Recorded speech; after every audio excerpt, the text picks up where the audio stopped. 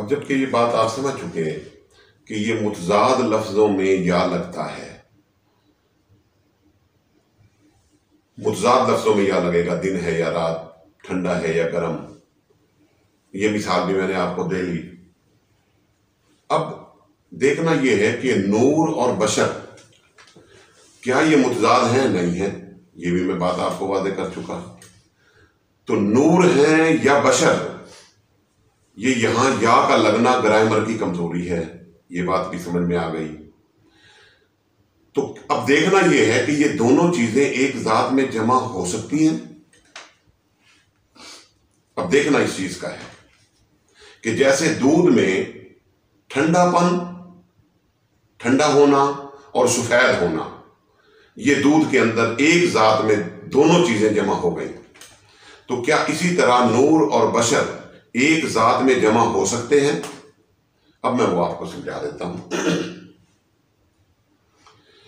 पहले हदीस पाक से ले लूं बात को। हुजूर सल्लल्लाहु अलैहि वसल्लम ने फरमाया, अल्लाह और उसका रसूल कमी बेशी माफ फरमाए, कि जिस वक्त, बल्कि कुरान पाक ने फरमाया कि जिस वक्त जिब्राइल अलैहिस्सलाम को हजरत मरियम रजी अल्लाह ताला अन्हा के पास भेजा गया तो वो नूरी मखलूक थी, आई बशरी लिबादे में थी। एक नंबर 2, मूसा अलैहिस्सलाम के पास इज़राइल अलैहिस्सलाम आए और आकर कहने लगे कि आपकी जान कब्ज़ करने के लिए आया हूं। जलाली नबी थे, तमाचा दे मारा, आंख निकल गई।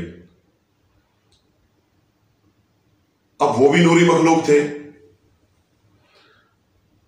मूसा अलैहिस्सलाम बशरियत में है। अब नूर को बशर का थप्पड़ कैसे लग सकता है? ये बात समझ में आती है? नूरानी मखलूक को बशरियत का थप्पड़ लग सकता है? नहीं, उसके तो नूर तो रोशनी का नाम है और उसके अंदर से गुजर जाएगा थप्पड़। अगर कोई मारे भी सही तो उसके अंदर से गुजर जाएगा थप्पड़। पता चला कि नूरी मखलूक थी लेकिन बशरी लिबादे में आई थी।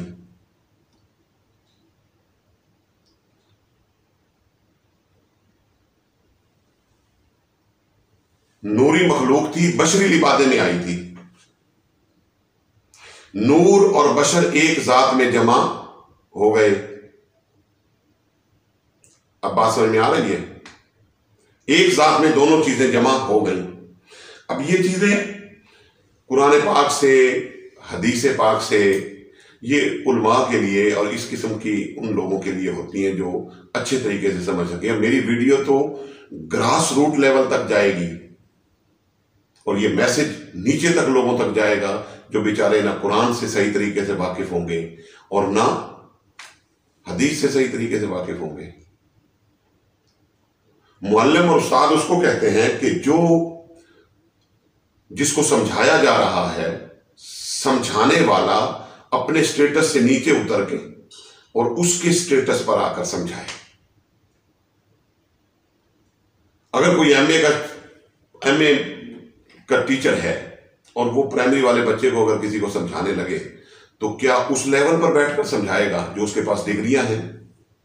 नहीं, उस बच्चे को उसके लेवल पर आकर समझाया जाएगा तो उसकी बात समझ में आएगी।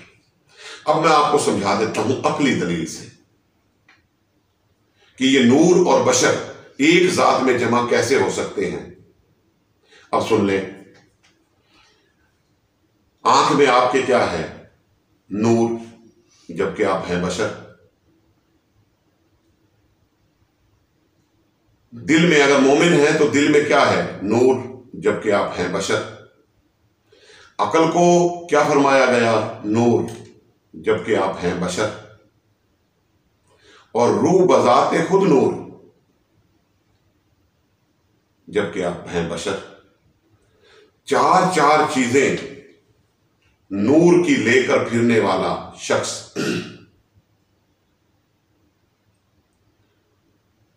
खुद तो नूर और बशर का पैकर है और कहता लगता है कि हुजूर अलैहिस्सलाम को या तो नूर मानो या बशर मानो। अब बताएं इसका क्या इलाज करेंगे आप, कि या तो नूर माने या बशर माने। भाई तेरे अंदर अगर नूरानियत और बशरियत दोनों जमा हो सकती हैं तो हुजूर अलैहिस्सलाम के अंदर क्यों नहीं हो सकती? और ये जो 70,000 फरिश्ते हुजूर अलैहिस्सलाम के रोज़ा अक़दस पर हदीस की रूह से आते हैं और तवाफ करते हैं, और फिर शाम को दूसरे 70,000 आते हैं, और पहले वालों की कभी बारी नहीं आती, तो नूरानी मखलूक तो खैरात नूरानी ही लेगी। और हुजूर अलैहिस्सलाम को आप नूर मान नहीं रहे माज़अल्लाह, तो हुजूर अलैहिस्सलाम उनको क्या खैरात देते होंगे जो वो तवाफ करते हैं हुजूर के रोज़ा अक़दस का।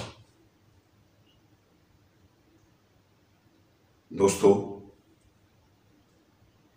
हमारा अकीदा यह है कि अल्लाह रब्बुल इज़्ज़त ने हुजूर अलैहिस्सलाम को नूरानियत से भी नवाजा है, बशरियत से भी नवाजा है।